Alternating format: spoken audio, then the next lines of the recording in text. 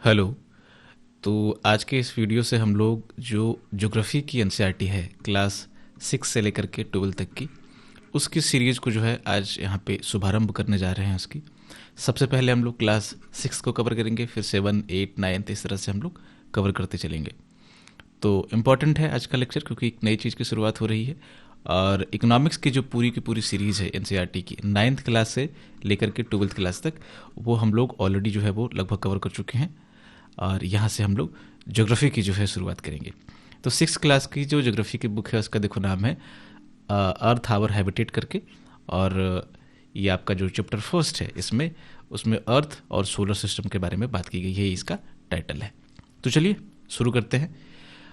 आपका इंट्रो देखते हैं सबसे पहले इस चैप्टर का। तो देखो इस चैप्टर में पहली चीज़ ये कही जाती है कि आप सनसेट जब होता है, जब सूर्य आपका ख़त्म होता है शाम में, तो उसके बाद धीरे धीरे आपको जो स्काई है उसमें कुछ ब्राइट्स डॉट्स दिखने लगते हैं। बेसिकली आपको क्या मिलेंगे, स्टार्स देखने को मिलने लगेंगे धीरे धीरे। जैसे जैसे अंधेरा होने लगेगा आपको ये चमकते हुए सितारे जो है वो एक धीरे धीरे आपको अपीयर होते जाएंगे।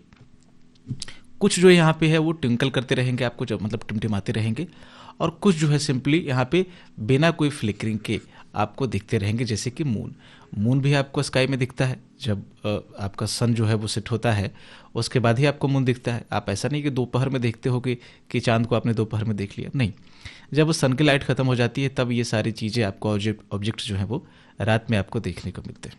अब मून भी क्या है ना कि आपको हमेशा, ये दिन में तो चलो देखने को नहीं मिलता, बट महीने के पूरे मंथ में जो है वो कंसिस्टेंट तौर पे मून एक साइज का नहीं रहता है, उसकी साइज जो है बदलती रहती है, बाकी सारी चीज़ें चेंज होती रहती है। तो इसमें दो कॉन्सेप्ट आते हैं आपका। एक फुल मून का कॉन्सेप्ट आता है जिसको हम लोग पूर्णिमा बोलते हैं हिंदी में, और एक न्यू मून होता है जिसको हम लोग अमावस्या बोलते हैं। फुल मून का मतलब कि एक ऐसा दिन होगा पूरे मंथ में जिसमें हम पूरे के पूरे मून को जो है वो उसके पूरे के पूरे शेप को देख पाएंगे। यानी क्या होता है कि जैसे ये आपका फुल मून का आपने शेप देखा, फिर धीरे धीरे इसका शेप जो है वो डिक्रीज होता रहेगा। एक समय ऐसा आएगा कि वो बिल्कुल जो है वो स्काई से जो है वो आकाश से गायब हो जाएगा पूरा का पूरा जो मून है। ठीक है, वो कौन सा दिन होता है आपका, न्यू मून का दिन होता है, अमावस्या का दिन होता है। फिर आप देखेंगे कि धीरे धीरे फिर इसका साइज इंक्रीज करने लगेगा, इंक्रीज करते करते फिर एक फुल मून आ जाएगा। तो साइज इसकी वेरी करती रहती है, एक साइज का आप हमेशा इसको नहीं देखेंगे। तो जिस दिन पूरे साइज का आता है बिल्कुल जो इसका एक्चुअल साइज है, उसको फुल मून डे कहा जाता है। फुल मून डे नहीं होगा, फुल मून नाइट में जो कि ये दिखेगा, पूर्णिमा की रात को वो आपको दिखेगा। उसके बाद ये जो अमावस्या होती है उसके 2 वीक्स के बाद, जिस दिन आपका पूर्णिमा होगी, आपका फुल मून होगा, उसके 2 वीक्स के बाद जो है वो आपका न्यू मून का डे आता है। इस दिन आप मून का कोई भी जो आप पोर्शन है वो नहीं देख पाएंगे, बिल्कुल अंधेरा होगा स्काई में।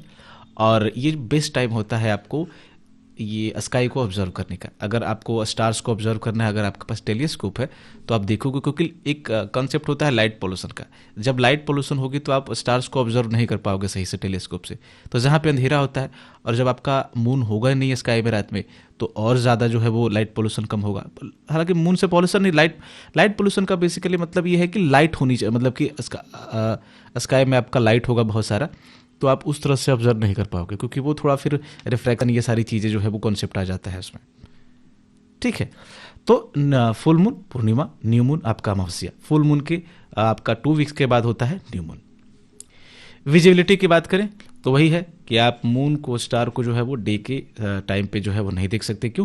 क्योंकि सन का जो है वो ब्राइट लाइट इतना ज़्यादा होता है कि आप इसको ऑब्जर्व नहीं कर, वो होते हैं, मून वहीं होता है, स्टार्स वहीं होते हैं, लेकिन क्या जाता है कि लाइट इतनी ज़्यादा होती है सन की कि आप नहीं देख पाते।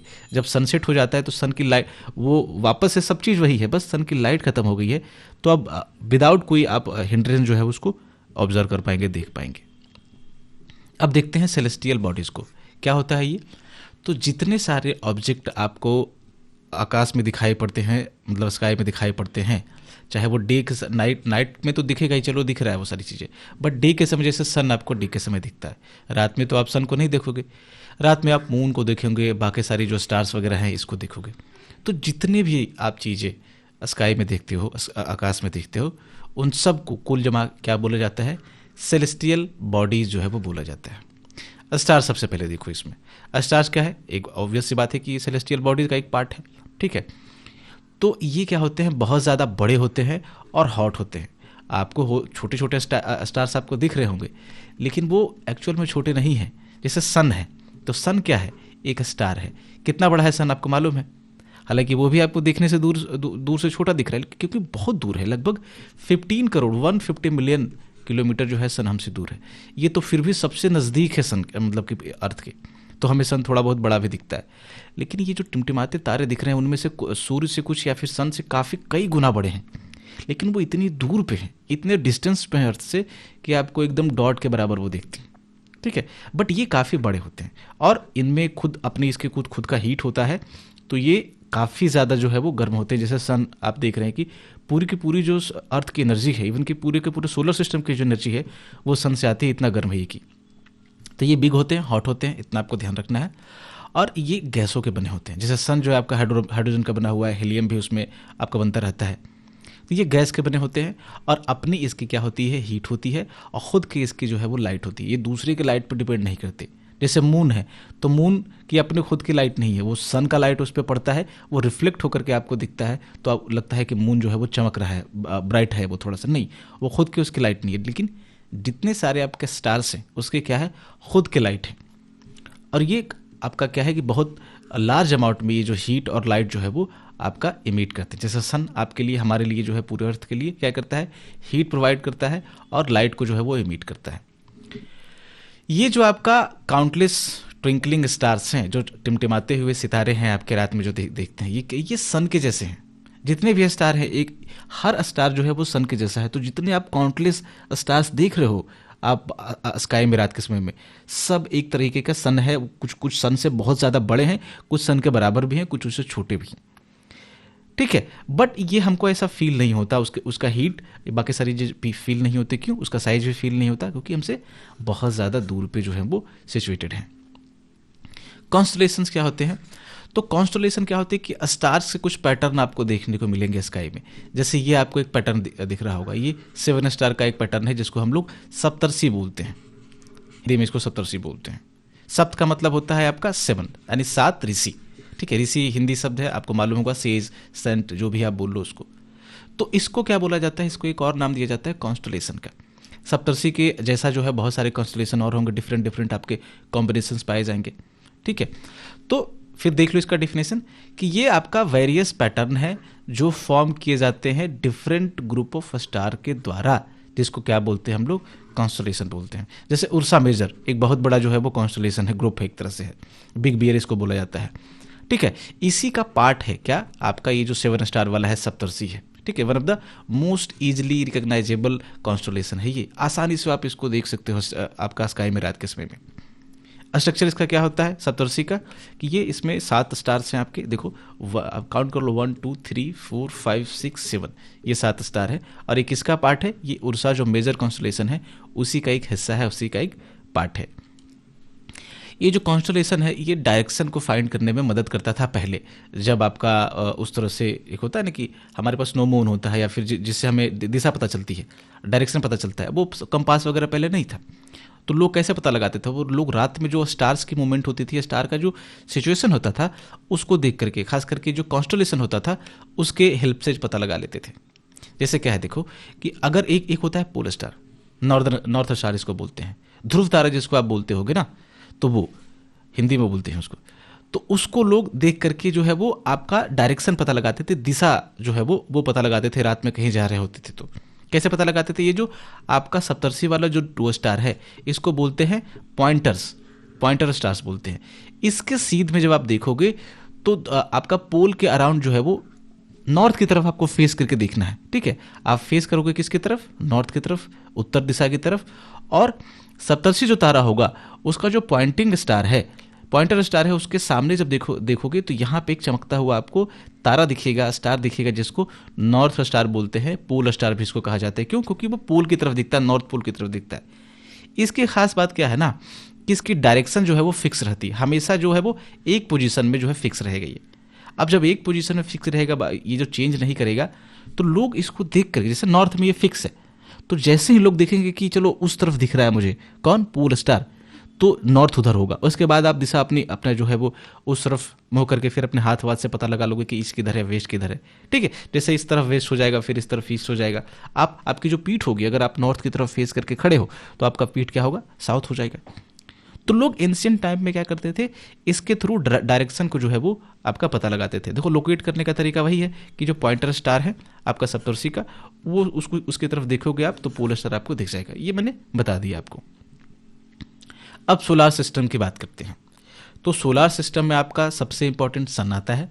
सन के बाद जो 8 प्लैनेट हैं टोटल, वो आपका आएगा। फिर ये एस्टेरॉयड बेल्ट वगैरह ये सारी चीज़ आएगी। तो पहले मैं आपको थोड़ा ये फिगर पे बता देता हूँ, फिर आपको उस पर टेक्स्ट पे बता दूंगा तो आसानी से समझ में आ जाएगा। तो देखो ये सन है। सन के बाद आपका प्लैनेट, सबसे जो नज़दीक का प्लैनेट है वो है आपका मरकरी, हिंदी में बुध बोलते हैं इसको। ठीक है, इसका ये डिस्टेंस दिया हुआ है आपका मिलियन किलोमीटर में। ठीक है, आपका दूसरे नंबर पे वीनस आता है। जब आप इसके बाद जाते हो तो वीनस जो है आपका सेकंड नंबर पे है। इसको शुक्र बोलते हैं हिंदी में, जो हिंदी मीडियम के स्टूडेंट हैं वो भी समझ जाएंगे इससे। आपका जो थर्ड नंबर पे है वो अपनी अर्थ है। ये आपका 150 मिलियन किलोमीटर यानी कि 15 करोड़ किलोमीटर लगभग यहाँ पे ये है। फिर आपका मार्स आता है, फिर एस्टेरॉयड बेल्ट आता है, उसके बाद आपका जुपिटर आता है। एस्टेरॉयड बेल्ट आपका सोलर सिस्टम का पार्ट है, बट ये कोई प्लैनेट नहीं है। ये थोड़ा छोटे छोटे आपके टुकड़े हैं प्लैनेट्स के।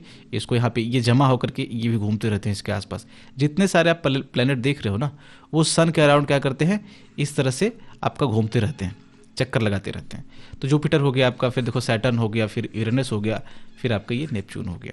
तो इस तरह से ये क्रम है इसका। चलो अब देखते हैं।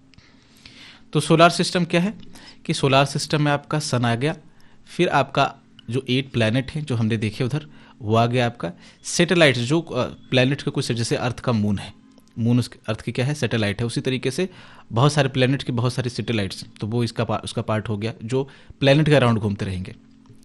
जैसे प्लैनेट क्या है वो सन के अराउंड घूमता है, और ये सैटेलाइट क्या है, जिस प्लैनेट की सैटेलाइट होगी ना वो उसके अराउंड घूमेगा। जैसे मून है तो मून किसके अराउंड घूमेगा, अर्थ के अराउंड घूमेगा। ठीक है, अर्थ के सैटेलाइट है वो। और बाकी सारी जो सेलेस्टियल बॉडीज हैं छोटी छोटी आपके, जैसे एस्टेरॉयड हो गया, मेटेरॉयड हो गया, क्या है अभी समझेंगे आगे, ये सारे इसके पार्ट है किसके, सोलर सिस्टम के। कुल जमा इसको कि एक सोलर फैमिली का नाम दिया जाता है, एक परिवार की तरह है बेसिकली, जिसका मुखिया कौन होता है, हेड कौन होता है, सन होता है। ठीक है, तो सूर्य जो है, सन जो है, इस फैमिली का हेड है। क्लियर, तो ये एक फैमिली की तरह है। अब इसमें हम लोग बारी बारी से जो सन और प्लैनेट्स को कवर करते हैं। देखो सन लोकेशन क्या है इसका, तो ये सेंटर में है सोलर सिस्टम के। हालांकि आपको फिगर में जो है ये आपको, क्योंकि ये एक सेक्शन है उसका तो दिख नहीं रहा हो, आपको लग रहा हो कि ये तो साइड में, नहीं। एक्चुअल में क्या है कि देखो ये एक्सटेंड करोगे तो इस तरह से आएगा। ठीक है, ये आपका एक्सटेंड कर, ये चारों तरफ घूमता है ना, तो ये आपका सन जो है सेंटर में होता है। ये आपका सन हो गया इस तरह से, और इसके अराउंड सारे प्लैनेट जो है वो आपके चक्कर लगाते रहते हैं, घूमते रहते हैं इस तरह। तो सन जो है आपका सेंटर में है। ये बना हुआ है आपका एक्सट्रीमली हॉट गैसेस से, खास करके हाइड्रोजन वगैरह इसमें है, हीलियम है। ठीक है, और इसकी अपनी इस तरह से इसमें केमिकल रिएक्शन जो है आपका, जो फ्यूजन वाला प्रोसेस है। ठीक है, एक फिजन और फ्यूजन होता है ना, तो फ्यूजन होता है आपका सन में, जिसमें 2 एटम मिलकर के एक बड़ा एटम बनता है। तो ये सारी चीज़ें उसमें प्रोसेस होती रहती है, जैसे बहुत सारी मात्रा में इससे आपका लाइट, हीट, ये सारी चीज़ें निकलती रहती हैं। ये क्या करता है, एक पुलिंग फोर्स प्रोवाइड करता है। जो जैसे अर्थ है, अर्थ के पास भी एक पुलिंग फोर्स है जिससे वो खींचता है। कोई भी ऑब्जेक्ट जब अपनी ओर कोई चीज़ को खींचती है तो ये फोर्स को कहते हैं हम लोग पुलिंग फोर्स, आकर्षण शक्ति एक तरह की होती है वो। तो अर्थ के पास अपनी ग्रेविटेशन है, तो सन के पास भी होगी। ठीक है, तो ये पुलिंग फोर्स है, जिससे क्या होता है, जो पूरा का पूरा सोलर सिस्टम है उसको बांध करके एक तरह से रखता है। सारे आपके जो प्लैनेट है वो अपने अपने जगह पे वो फिक्स रहते हैं। किसकी वजह से, सन के पुलिंग फोर्स की वजह से। ठीक है, और ये अल्टीमेट सोर्स है किस चीज़ का, हीट का और लाइट का, पूरे के पूरे सोलर सिस्टम में। चूँकि हम अर्थ पे रहते हैं तो हमें तो पता चल रहा है, बट जो मार्स पे अगर कोई रह रहा होता, आप रह रहे होते, तो आपको भी पता चलता कि किस तरह से उस पर डेली जो है वो आपका ये सनसेट होता है, फिर सनराइज होता है, इस तरह से चीज़ें होती रहती है। तो जितने प्लैनेट हैं उस पर ये सारी चीज़ें होती है। यही एकमात्र सोर्स है यहाँ पे। अब डिस्टेंस देखो तो आपका लगभग, चूंकि हम अर्थ से इसका रेफरेंस लेंगे क्योंकि हम लोग अर्थ पे रहते हैं, अब भाई ह्यूमन है तभी तो मैं ये पढ़ा रहा हूँ आपको, आप पढ़ रहे हैं। ठीक है, तो यहाँ से 150 मिलियन किलोमीटर जो है वो दूर है। कहाँ से, अर्थ से, जो सन है। आप फिगर में जो है वो देख सकते हो, यहाँ पे दिया रहेगा। ठीक है, 150 मिलियन, 150 है ना, तो मिलियन का मतलब है आपका 10 लाख। तो इस पे इधर से एक डॉट लगा दोगे तो आपका करोड़ में निकल जाएगा। तो 15 करोड़ किलोमीटर के अराउंड लगभग ये होता है। फिर लाइट जो है आप देखो कितने समय में सन की जो लाइट है वो अर्थ पे पहुंचती है, तो लगभग आपका 8 मिनट जो है वो लेता है। ऐसा नहीं कि लाइट धीरे धीरे चलती है, जो स्पीड ऑफ लाइट है वो आपका 3 लाख किलोमीटर पर सेकेंड होती है। समझो कितना होगा, ठीक है। तो आप तो 100 किलोमीटर पर किलोमीटर के मतलब पर आवर के स्पीड से बाइक चलाते हो तो आपको थ्रिल आने लगता है। ये भाई ये पर सेकंड चल रहा है आपका 3 लाख किलोमीटर। इतनी स्पीड से आने के बाद भी सन इतनी दूर है कि उसको 8 मिनट जो है वो लग जाता है आपका अर्थ पे पहुंचने के लिए। प्रिसाइजली ये 8 मिनट 16 सेकेंड कहीं 20 सेकेंड दिया हुआ रहता है, बट 8 मिनट अभी आप मार कर चलो, ठीक है। तो सन को हमने कवर किया। प्लेनेट को देखो अभी आप, तो प्लेनेट टोटल कितने हैं आपका 8 है। एक और प्लेनेट हुआ करता था अपना भाई प्लूटो, उसको वैज्ञानिकों ने बाहर कर दिया, ठीक है। उसने बोला कि आप जो है आपके पास वो गुण नहीं है प्लेनेट बनने का, तो आप निकल जाओ। तो प्लूटो हट गया। बाकी जो आपका मरकरी है, वीनस है, अर्थ है, मार्स है, जुपिटर है, सैटर्न है, और यूरेनस है, नेपच्यून है, ठीक है। ये आपके सारे प्लैनेट्स हो गए, टोटल के टोटल 8। ये क्या है कि क्रम में है, मतलब एक एक सीरीज में है, सन से जो है वो दूर जाते हुए। सबसे पहले सबसे नज़दीक आपका मरकरी है, उसके बाद वीनस आएगा। देखो ना फिगर आप देख लो, कहीं आपको कहीं पूछ सकता है, या फिर याद रखना चाहिए हालांकि, कि सबसे नज़दीक कौन है, सबसे दूर कौन है, फिर किस तरह से उसका है मतलब दूरी के हिसाब से। तो सबसे नज़दीक कौन सा हो गया, मरकरी। उसके बाद सेकेंड नंबर पे आपका हो गया वीनस। थर्ड नंबर पे अर्थ है। तो ये ध्यान रखना कि अर्थ जो है वो सन से थर्ड नंबर पे है डिस्टेंस के मामले में। फिर आपका ये 5th नंबर पे है साइज के मामले में, ठीक है। अभी हालांकि अर्थ जब देखेंगे तो कवर कर लेंगे हम लोग। फिर आपका मार्स है कितने नंबर पे, 4th नंबर पे। उसके बाद आपका जुपिटर आता है 5th नंबर पे। फिर आपका 6th नंबर पे आता है कौन, सैटर्न आता है। 7th नंबर पे डिस्टेंस के मामले में आपका यूरेनस आता है। और 8th नंबर पे आपका कौन सा आता है, नेपच्यून आता है, ठीक है। इसके लिए एक फार्मूला है, अगर आपको याद करना है, इस बुक में ही दिया गया, निमोनिक्स एक दिया गया है। जैसे मदर्स वगैरह हमारी जो माँ वगैरह होती है घर में, तो वो हमें नट्स वगैरह देती रहती है, जैसे बादाम वगैरह, ये सारी चीज़ें जो है वो देती रहती है, ठीक है। तो उस पर इस बुक ने एक निमोनिक बना दिया है कि my very efficient mother just served us nuts, ठीक है। मेरी माँ ने, मेरी बहुत एफिशिएंट माँ ने अभी जस्ट मुझे ला करके दिया है, क्या, नट्स ला करके दिया है, नट्स मुझे सर्व किया है। तो हर वर्ड का जो फर्स्ट लेटर है वो क्या है, आपका प्लेनेट का नाम है। और इसी सीरीज में जैसे एम से माई से हो गया मरकरी, वेरी से हो गया आपका वीनस, एफिशिएंट से हो गया आपका अर्थ, मदर से हो गया आपका मार्स, जस्ट से हो गया जुपिटर, सर्व से हो गया सैटर्न, अस से हो गया यूरेनस, और नट्स से हो गया नेपच्यून। तो ये 2-3-4 बार आप पढ़ोगे तो ये निमोनिक्स जो है आपको याद हो जाएगा। तो इससे जो है हमेशा आपका इसका जो सीरीज है डिस्टेंस के हिसाब से वो हमेशा याद रखते, मतलब कि याद रख सकते हो। अब प्लैनेट क्या है कि आपका मूव करते रहते हैं। जितने सारे प्लैनेट है किसके अराउंड, सन के अराउंड। और सन क्या है, फिक्स है, ठीक है। तो सन हमेशा फिक्स रहेगा यहाँ पे, और इस अराउंड जितने भी सारे प्लैनेट हैं वो आपका मूव करते रहेंगे। इस तरह से सारे प्लैनेट मूव कर रहे हैं, गॉट इट। तो ये है आपका, और इस जिस पाथ पे वो मूव करते हैं उसको क्या बोलते हैं, उसको ऑर्बिट बोलते हैं। ये देखो, जैसे ये आपका सैटर्न है, तो सैटर्न इस पर मूव कर रहा है तो ये सैटर्न का ऑर्बिट हो गया। उसी तरीके से अर्थ जो है वो मूव कर रही है तो ये अर्थ का ऑर्बिट हो गया। बेसिकली जिस पाथ पे वो चल रहा है उसको हम लोग ऑर्बिट बोलेंगे, कक्षा बोलते हैं जैसे हिंदी में, ठीक है। तो ये है। अब प्लेनेट को जो है वो 2 कैटेगरी में बांटा जाता है, इनर प्लेनेट और आउटर प्लेनेट। क्या होता है, देखो ये जो आपको मैंने फिगर दिखाया, इसको मैं थोड़ा सा इरेज कर देता हूं, चलो। तो ये देखो बीच में है एक एस्टेरॉयड बेल्ट। तो एस्टेरॉयड बेल्ट से जो है वो अंदर के जितने 4 प्लेनेट हैं, आपका मरकरी हो गया, वीनस हो गया, अर्थ हो गया और मार्स हो गया, इन चारों प्लेनेट को बोलते हैं हम लोग क्या, इनर प्लेनेट। और इसके बाद जो प्लेनेट हैं उसको हम लोग बोलते हैं आउटर प्लेनेट। तो सिर्फ ये डिस्टेंस के हिसाब से बोला गया या फिर बाकी भी कुछ प्रॉपर्टीज अलग हैं, कुछ प्रॉपर्टीज अलग हैं। जैसे इसमें आपको जो प्लेनेट आपको दिखेंगे ये सब सॉलिड है, बिल्कुल रॉक से बने हुए। जैसे अर्थ है, तो अर्थ किससे बना हुआ, रॉक से बना हुआ। अभी मिट्टी आपको ऊपर दिख रही होगी, बट नीचे खोदोगे तो आपको क्या मिलेगा, रॉक मिलेगा। वो रॉक से ही जो है वो सॉइल जो है वो बना है। आपको समंदर दिख रहा होगा, सी दिख रहा होगा, पानी, लेकिन पानी तो चलो ऊपर से बारिश की वजह से आ गई, लेकिन उस तलहटी में जाओगे तो आपको क्या मिलेगा, वो जो अर्थ का सॉलिड सरफेस है, जो रॉक्स है, वो आपको दिखेगी। तो ये जो सारे इनर प्लैनेट हैं, ये आपको चार देखने को मिल रहे हैं। कौन कौन, फिर से नाम याद रख लो, मरकरी, वीनस, अर्थ और मार्स। ये सब क्या है, इनर प्लैनेट है, सॉलिड है बिल्कुल। और इधर वाले जो बाहर के प्लैनेट है आपका जुपिटर, सैटर्न, यूरेनस और नेपच्यून, ये ज़्यादातर जो है वो रेरिफाइड है, गैस से बने हुए हैं, ठीक है, बहुत सॉलिड नहीं है वो इसकी तरह, ठीक है। तो ये आउटर प्लैनेट है, समझ लो इस पर थोड़ा सा देखो। तो ये पहले तो इनर प्लैनेट जो है वो सन के काफ़ी क्लोज हैं, देखा हमने कि एस्टेरॉयड बेल्ट के अंदर हैं वो। ये रॉक से बने हुए हैं और इसमें चार प्लैनेट आते हैं आपका, मरकरी, वीनस, अर्थ और मार्स, ध्यान रखना इसको। आउटर प्लैनेट में देख लो कि ये सन से काफ़ी दूर है, देखा हमने सन से दूर है वो, और ये काफ़ी बड़े हैं, इसका जो साइज है बहुत ह्यूज है, और ये गैस और लिक्विड से बना हुआ है। ये रॉक से बना हुआ है, ये आपका गैस और लिक्विड से बना हुआ है। तो सॉलिड है ये लिक्विड और गैसियस। इसमें चार कौन से हैं आपके, जुपिटर, सैटर्न, यूरेनस और नेपच्यून। तो याद रखने में आपको आसानी होगी, चार इधर चार उधर बराबर बांट दिया गया है।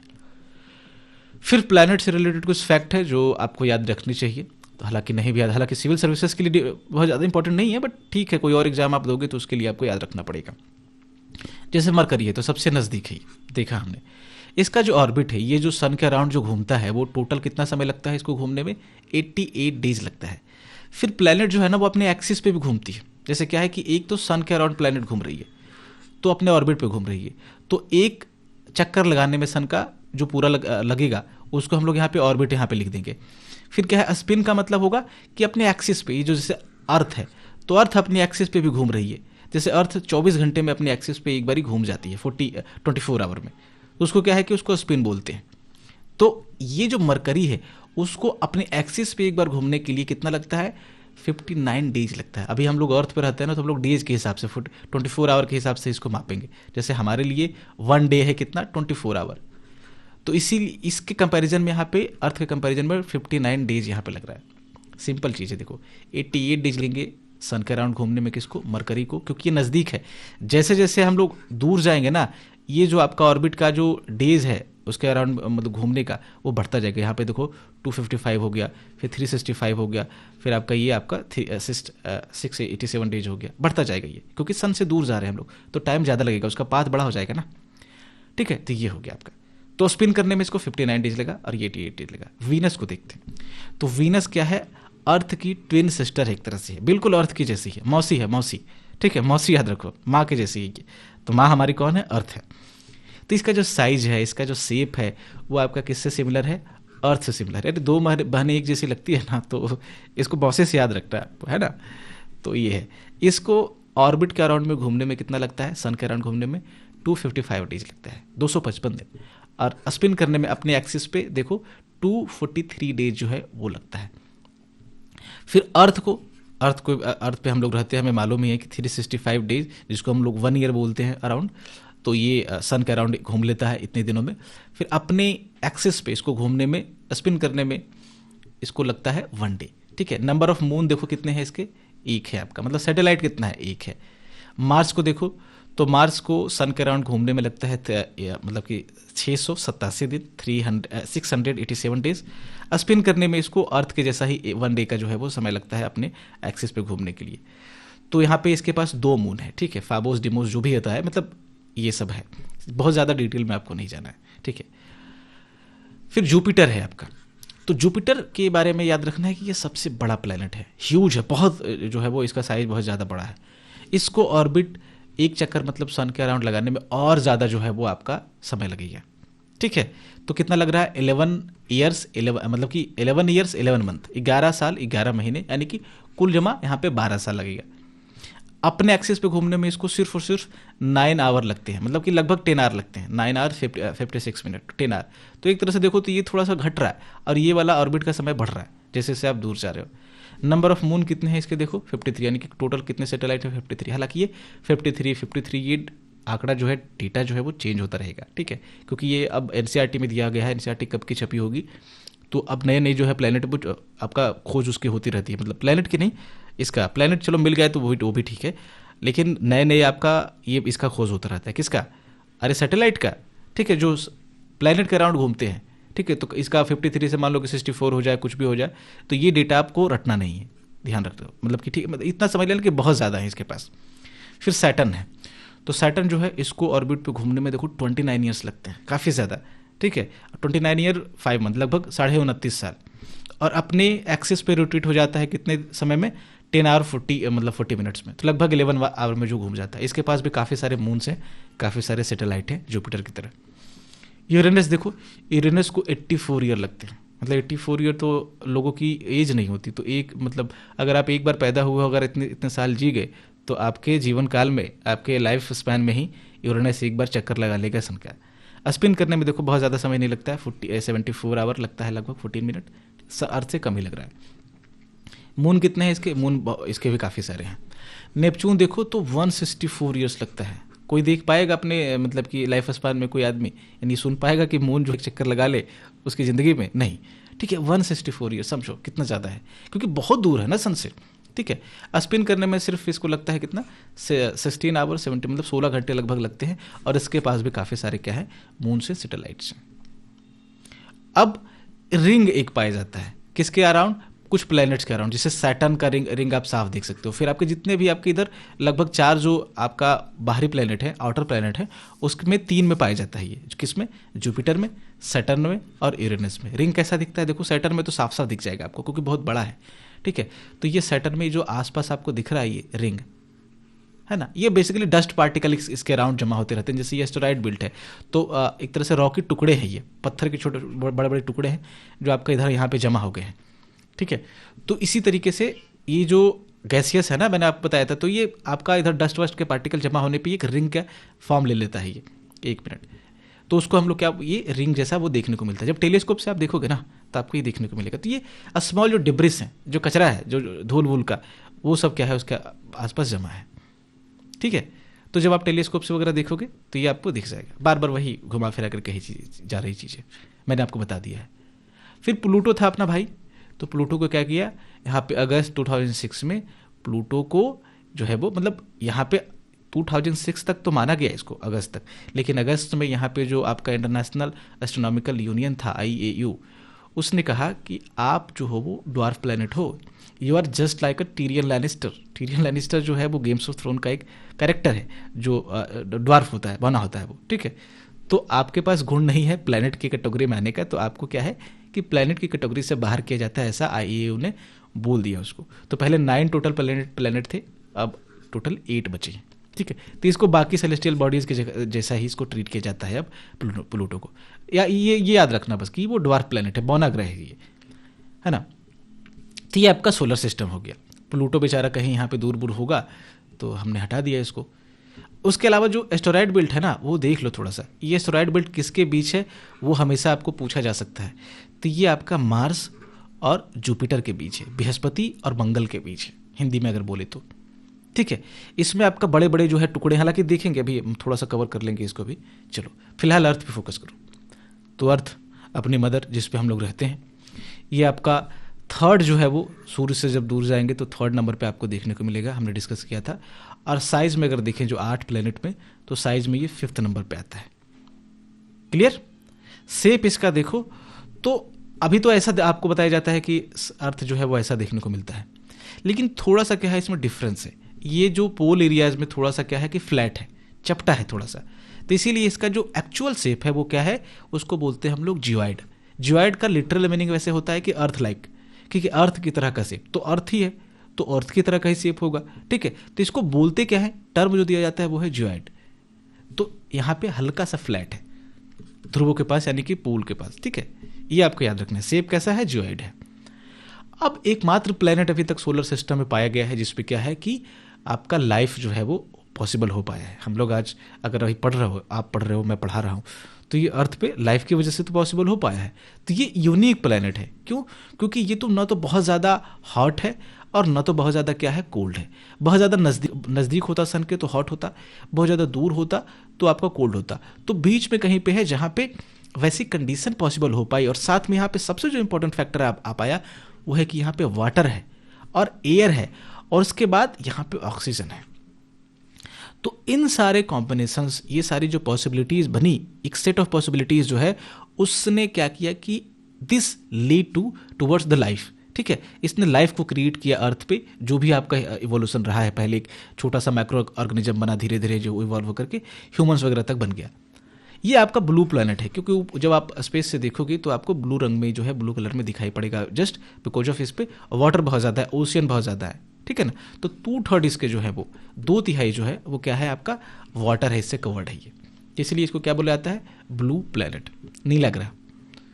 मून देख लो, ठीक है, तो ये एकमात्र जो है वो अर्थ का जो है वो सैटेलाइट है, इकलौता जो है अकलौती औलाद है अर्थ की ये, ठीक है। तो एकमात्र है ये, ध्यान रखना है इसको।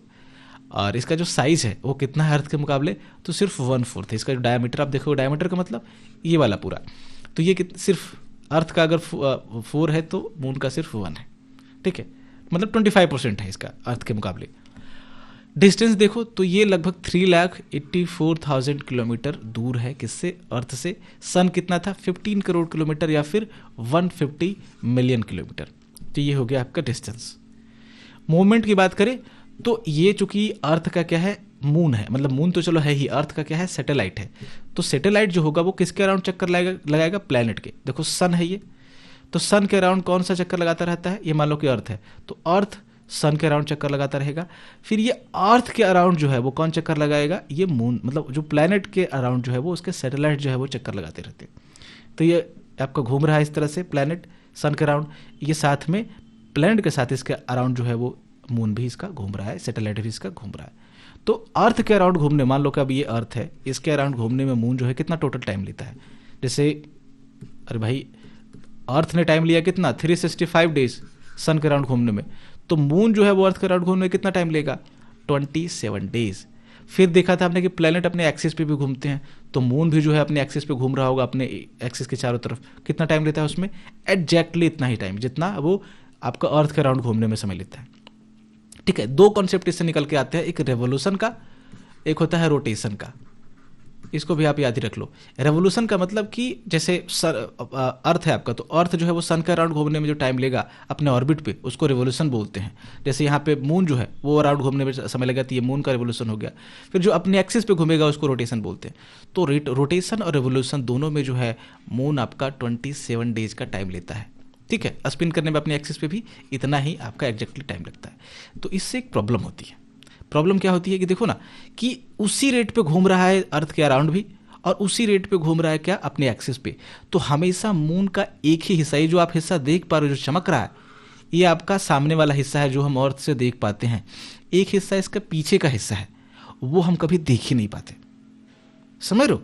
एक ही पार्ट, एक ही साइड जो है मून का हमेशा विजिबल रहेगा, तो दूसरा हिस्सा कभी दिखेगा ही नहीं। यानी जब डिफरेंस होता, मान लो कि ये 27 डेज में घूम गया आपका अर्थ का राउंड, ये आपका अपने एक्सिस पे मान लो कि 24 आवर में या फिर 38 आवर में जो भी घूमना होता, थोड़ा कम में घूम जाता, तो हम टोटल देख पाते इसका, लेकिन दिख ही नहीं रहता। इसीलिए जितने सारे कंट्रीज है वो हमेशा अपने सैटेलाइट को जो है वो सन के जो साउथ आपका पोल है, मतलब सन का नहीं यार, मून का जो साउथ पोल है उस पर लैंड करवाने की कोशिश करती रहती है, जिसमें क्योंकि वो दिखता नहीं तो ऑब्जर्व नहीं कर पाते, तो फेल हो जाती है लैंडिंग। हालांकि इंडिया ने करवा लिया है, ठीक है। याद रख के यहाँ से इस स्लाइड से ये जवाब कि मून का जो आपका अर्थ के अराउंड समय लेता है और अपने एक्सिस पे समय लेता है घूमने में, दोनों सेम समय लेता है। इसके कारण से हम सिर्फ एक ही हिस्सा जो है वो देख पाते हैं, जो सामने का हिस्सा है। पीछे का हिस्सा हमेशा अंधेरा रहता है, अंधेरा रहे या ना रहे हम देख ही नहीं पा रहे, तो हमें ज़्यादा फर्क पड़ना भी नहीं चाहिए, ठीक है। तो ये हो गया आपका सरफेस। देखो आपका ना तो यहाँ पे पानी है, वाटर है, ना तो एयर है, तो लाइफ यहाँ पे है नहीं है, बिल्कुल नहीं है। यहाँ पे आपको सिर्फ माउंटेन्स वगैरह दिखेंगे, प्लेन्स दिखेंगे आपको, और डिप्रेशंस बहुत बड़े बड़े दिखते हैं, जिससे उस पर शैडो बनते रहते हैं। ये जो शैडो आप देख रहे हो मून पे, बेसिकली क्या है, बहुत बड़े डिप्रेशंस हैं, क्रेटर्स हैं, गड्ढे हैं, ठीक है। वो शैडो के फॉर्म में आपको दिखेंगे। यहाँ पे ह्यूमंस पहुँच चुके हैं। तो सबसे पहला जो आदमी था यहाँ पे पहुँचने वाला वो कौन थे, नील आर्मस्ट्रॉन्ग थे, जिसने 24 जुलाई 1969 को जो है वो इसके सरफेस पे अपना पैर रखा था, ठीक है। ये पहले इंसान बन गए थे। तो ये मून हो गया आपका। अब सैटेलाइट्स को अगर देखें तो सैटेलाइट्स 2 तरह की होती हैं। एक आपका नेचुरल सैटेलाइट, जैसे मून हो गया आपका, हमने नहीं बनाया, मून खुद बना है, कैसे बना है वो देखेंगे बाद में, ठीक है। तो जो सेलेस्टियल बॉडीज आपका प्लैनेट के अराउंड मूव करते हैं, जैसे प्लैनेट क्या है, सन के अराउंड मूव करती है, तो ये आपका सैटेलाइट जो है वो किसके अराउंड मूव करेंगे, प्लैनेट के अराउंड मूव करेंगे, ठीक है। तो इन सारे सैटेलाइट, इसको सब बोलते हैं नेचुरल सैटेलाइट। कुछ आर्टिफिशियल सैटेलाइट होते हैं, ह्यूमन मेड होते हैं, जैसे हमने आर्यभट्ट को भेजा, बहुत पहले भेजा था इंडिया ने, बाकी सारे समय समय पे इसरो भेजती रहती है। तो ये क्या है, मैन मेड है, ठीक है, यहाँ पे जाकर के इसको क्या करते हैं, डिजाइन करते हैं, यहाँ से इसको रॉकेट के सहायता से जो है वो ऑर्बिट पे ले जाते हैं। फिर जब एक बार ऑर्बिट में एस्टेब्लिश हो जाता है तो फिर ये अर्थ के अराउंड जो है वो घूमता रहता है, जैसे मून घूमता है। ठीक है, तो ये साइंटिस्ट जो इसको कम्युनिकेशन के लिए, बाकी सारी चीज़ों के लिए ये सारा इसको भेजते रहते हैं, बहुत सारा डिफरेंट पर्पज से। तो ये सारे आपके सैटेलाइट्स के एग्जाम्पल हैं। तो ध्यान इतना रखना है कि दो तरीके का सैटेलाइट है, एक नेचुरल, एक मैन मेड। एस्टेरॉइड क्या है, तो ये बड़े बड़े आपका पथरीले टुकड़े, रॉक के टुकड़े होते हैं, बहुत बड़े बड़े टुकड़े होते हैं। ठीक है, जो सन के अराउंड जो है वो मूव करते रहते हैं। जो बेल्ट आपको दिखाया आपने, ये जो बेल्ट है ये क्या है, बड़े बड़े जो पत्थर के टुकड़े हैं वो बहुत अच्छे खासे, मतलब 1-2 किलोमीटर तक इनका साइज होता है, उससे ज़्यादा भी होता है। तो इतने बड़े होते हैं वो, है ना। ये कहाँ पे पाए जाते हैं, किसके बीच, ये आपके मार्स और जुपिटर के बीच पाए जाते हैं। दिखाया था आपको कि मार्स और जुपिटर के बीच यहाँ पे आपको देखने को मिलेगा। साइंटिस्ट ऐसा मानते हैं कि ये जो एस्टेरॉइड्स है वो किसके पार्ट है, प्लैनेट के पार्ट ही है। ये प्लैनेट में एक्सप्लोजन हुआ कभी, तो प्लैनेट से टुकड़े निकल करके ये जो एस्टेरॉइड बन करके वहाँ पे घूम रहे हैं। ठीक है, काफ़ी साल पहले, कुछ मिलियन साल, करोड़ साल पहले जो है वो हुआ होगा इस तरह का एक्सप्लोजन।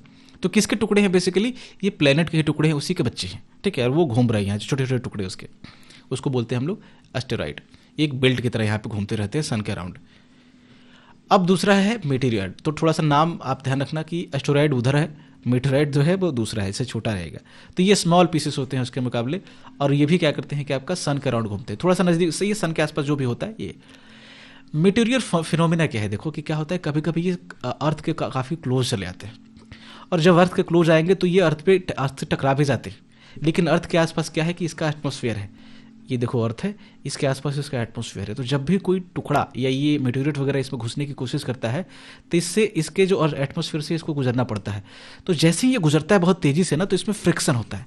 फ्रिक्शन होता है तो ये क्या करता है, जलने लगता है। अर्थ यहीं पे इसको जला करके भस्म कर देती है। ठीक है, इस तरह से एक मैकेनिज्म बना हुआ है, एक नेचर ने इस तरह से फिट किया है ना चीज़ें, कि हमें बचा करके चीज़ें रखी, तभी लाइफ जो है पॉसिबल हो पाई। तो इसके कारण से फ्रिक्शन जो हुआ ना, तो ये काफ़ी हीट हो जाता है, काफ़ी, और ये बर्न हो जाता है, जलने लगता है। ये जो जलता हुआ टुकड़ा है, इसी को लोग बोलते हैं कि टूटता हुआ तारा। ठीक है, ये आपको आसमान में फ्लैश ऑफ लाइट की तरह जो है वो देखने को मिलेगा। तो टूटता हुआ तारा नहीं, ये मेटेरॉइड है ये। ठीक है, लोग मन्नत मांगते हैं इसको देख करके, आप भी मांगते हो कभी।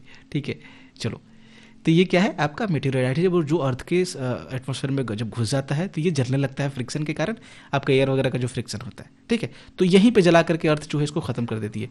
लेकिन कभी कभी क्या होता है ना कि पूरी तरह से ये जो है वो जल नहीं पाता, तो अर्थ के उस पर सरफेस से टकरा जाता है, ये घुस जाता है इधर।